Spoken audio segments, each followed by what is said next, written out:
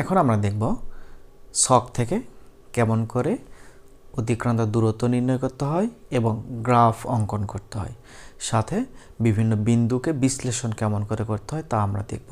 একটা সৃজনশীল আছে, সৃজনশীলের গ এবং ঘ বলা চলে, এটাকে আমরা সমাধান করব। তাহলে আশা করি যে ছক থেকে অতিক্রান্ত দূরত্ব নির্ণয় করার কোনো সমস্যা থাকবে না।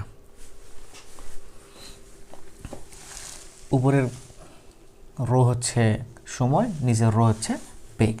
এখন বলল যে 0, 20, 40, 60, 80, 100 and 120 এই সময়ে কোন একটা বস্তু চলতেছিল। 0 সেকেন্ডে 0, 20 সেকেন্ডে 4, 40 সেকেন্ডে 8 এরকম করে চলতেছিল। এখন বলল গাড়িটি 1 মিনিট 20 সেকেন্ডে অর্থাৎ 80 সেকেন্ডে কতটুকু দূরত্ব অতিক্রম করবে, এই পর্যন্ত আমাদের দূরত্বটা হিসাব করতে হবে। তাহলে আমরা একটা জিনিস লক্ষ্য করি, যখনই আমরা ছক থেকে হিসাব করব তখন দেখব গাড়িটির বেগ কেমন করে বৃদ্ধি পাচ্ছিল।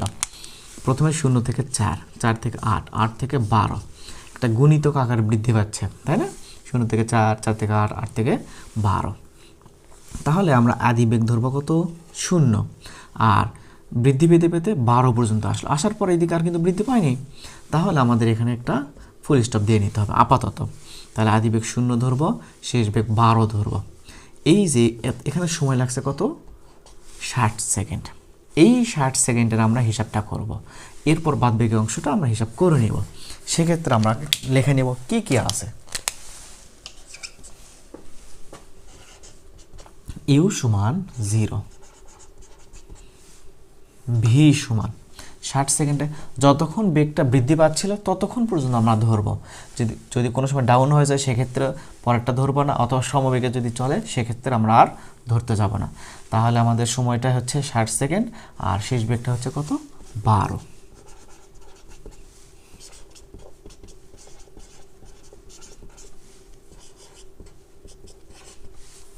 তাহলে আদি বেগ, শেষ বেগ, সময় আর বের করতে হবে সরণ। যেহেতু একটা সুষম ত্বরণ যাচ্ছিল, তার মানে আমরা কোন সূত্র ব্যবহার করতে পারি?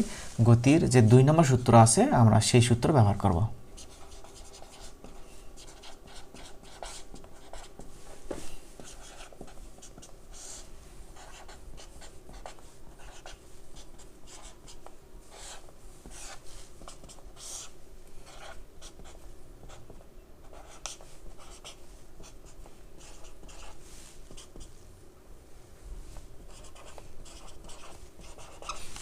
তাহলে 360 মিটার। এখন আমরা দেখব যে আমাদের 60 সেকেন্ড পর্যন্ত শেষ। এখন এখান থেকে বস্তুর কি বেগে চলল? এখানেও 12, এখানেও 12, অর্থাৎ আদি বেগ এবং শেষ বেগ দুটোটাই সমান। যদি আদি বেগ এবং শেষ বেগ দুটোটা সমান হয় তাহলে সেটাকে আমরা কি বলি? সমবেগ বলি। তাহলে এখানে কত সেকেন্ড সমবেগে চললো? 60 থেকে 80তম সেকেন্ড, অর্থাৎ 20 সেকেন্ড সমবেগে চলছে। তাহলে আমরা পরের 20 সেকেন্ডের জন্য হিসাব করব কি? যে ভি সমান 12 ms inverse 1, t2 সমান কত বলতে পারি আমরা? 20 সেকেন্ড। তাহলে এখানে 60 সেকেন্ড, এদিকে 20 সেকেন্ড, মোটের উপর 1 মিনিট 20 সেকেন্ড।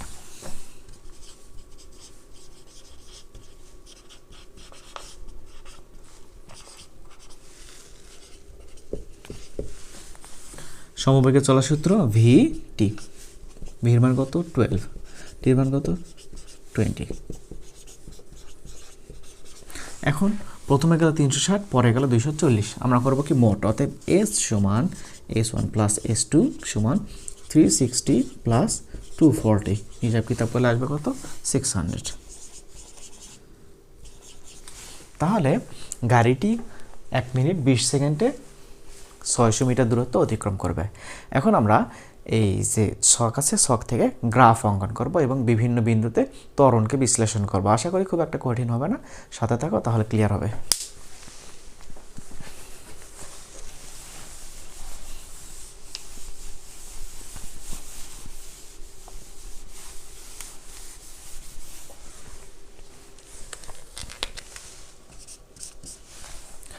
তাহলে কি? বেগ বনাম সময়, আমাদের দুইটা অক্ষ প্রয়োজন, একটা এক্স অক্ষ আর একটা ওয়াই অক্ষ।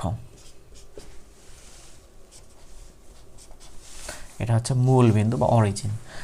তাহলে আমরা জানি যে মান কোনো সময় কমে না তা থাকে x অক্ষ বরাবর, আর যেটা কমে বাড়ে সেটা থাকে y অক্ষ বরাবর। তাহলে সময় থাকবে x অক্ষ বরাবর এবং বেগ থাকবে y অক্ষ বরাবর।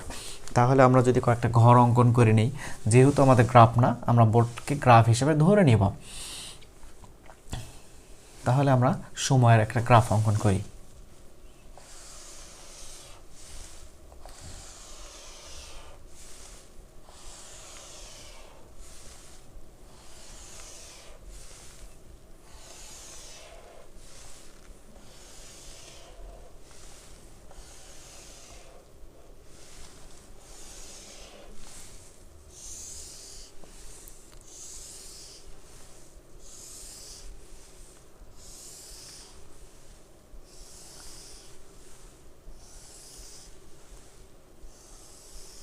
এটা একটা গ্রাফ কল্পনা করলাম।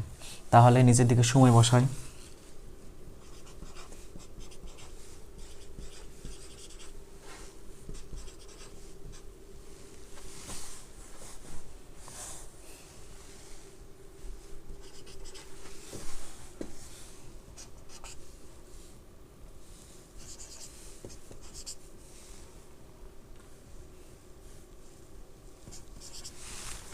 কি বললো? আমরা এখন গ্রাফ থেকে ছক থেকে মান বসাবো। তাহলে সময় শূন্য, আদিবেগ শূন্য, তার মানে মূল বিন্দু এখান থেকেই শুরু। এখন কি যে 20তম সেকেন্ডে বেগ হচ্ছে 4, 20তম সেকেন্ড করে এখানে। তাহলে আমরা এখানে একটা বিন্দু দিয়ে নিব। 20 সেকেন্ডের ঘর, এটা হচ্ছে বেগের ঘর। আর এখানে আসলো। এবার 40তম সেকেন্ডে কত? 40তম সেকেন্ডে 8, তাহলে 40তম সেকেন্ডে আসবে এখানে। এবার 60তম সেকেন্ডে 12, 80তম সেকেন্ডে 12, 100তম সেকেন্ডে 6। তাহলে 8 এবং 4-এর মাঝামাঝি একটা বিন্দুতে আসবে।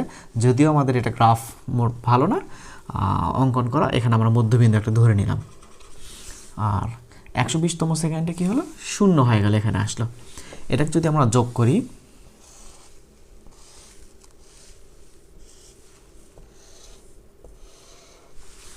এরকম একটা গ্রাফ পাবো।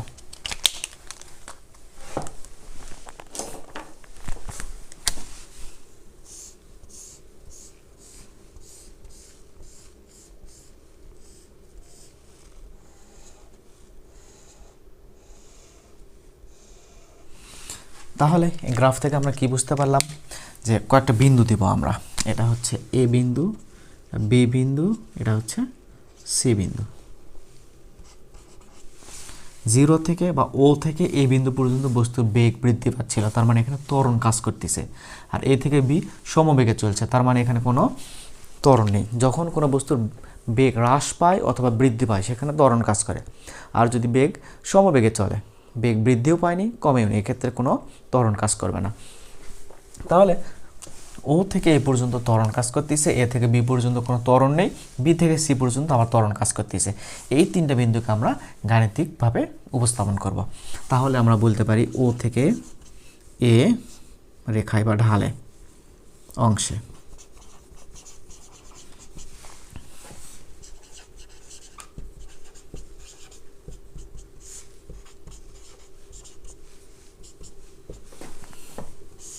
তাহলে ও থেকে এই অংশে কি? ও অংশে আদিবেগ কত? 0, শেষ বেগ কত? এখানে 12। তাহলে আমরা বলতে পারি 12 বিয়োগ 0 সময় কত? 60 সেকেন্ড। সময় 60 সেকেন্ড কেমন করে আসলো? এই যে আমাদের এ বিন্দু, এই বিন্দুর সময়ের ঘর কত? 60। এই জন্য এখানে সময় আসলে কত? 60। আদিবেগ কত? 0, শেষ বেগ কত? 12 ঘর। এই জন্য এখানে আসলে কত? শেষ বেগ 12, ভি মাইনাস ইউ ডিভাইডেড 60।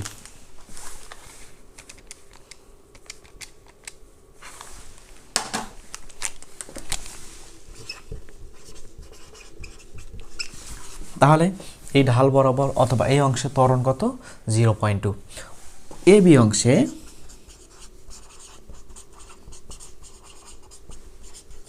সমবেগে চলে, সুতরাং কোনো ত্বরণ নেই। ত্বরণ তাহলে কি হবে? ত্বরণ 0। এখন আসি বিসি অংশে।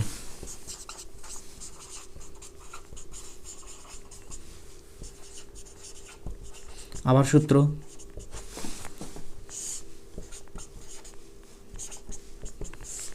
ভি শেষ বেগ কত, ভির মান শেষ বেগ 0, কারণ এক্স অক্ষে সে থেমে গেল, অর্থাৎ ভি 0। ইউ এর মান কত, 12, 0 - 12 ডিভাইডেড। তাহলে এখন একটা সময় দেখি আমরা, 80 থেকে 120, সময়ের পার্থক্য কত তাহলে, 40। হিসাব করে দেখি,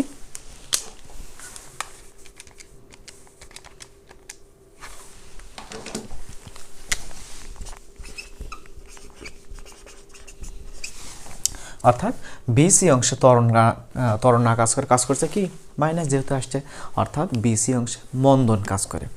আশা করি এই প্রশ্নের আর কারো কোনো সমস্যা থাকবে না। যদি সমস্যা থাকে জানাবা, সমাধান করে দেওয়ার চেষ্টা করব।